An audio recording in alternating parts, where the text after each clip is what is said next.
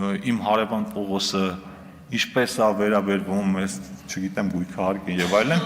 էդ էլ հիշեցնեմ, այդ իմ հարևան Պողոսի պատմությունը ծնվել է ամուլսարի ժամանակ, երբ որ դուք ակտիվ պայքարում եք ու անգամ կոչ էիք անում հանրաքվեի դնել այդ հարցը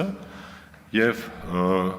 ես գրառում արեցի այն ժամանակ, որ մասնագիտական հարցերը սխալ է հանրաքվեով լուծել, որովհետեւ դրանք գիտելիքներ են պահանջում ու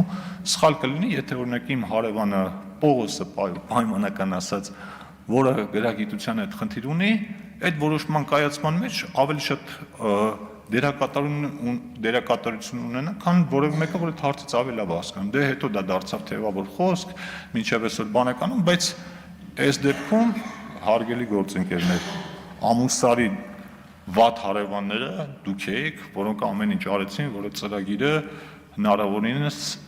ձգձգվի ու չկայանա։ Բայց փառք Աստծո, մենք ունենք այսօր մի իրավիճակ, երբ որ հարցը արդեն գտնվում է հանգուցալուծման փուլում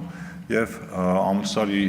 հանքավայրը մինչև այս տարվա վերջ արդեն կսկսի աշխատել եւ Հայաստանի Հանրապետության համար կապահովի թե լրացուցիչ աշխատատեղեր, թե հարկեր, թե արտարժութային մուտքեր։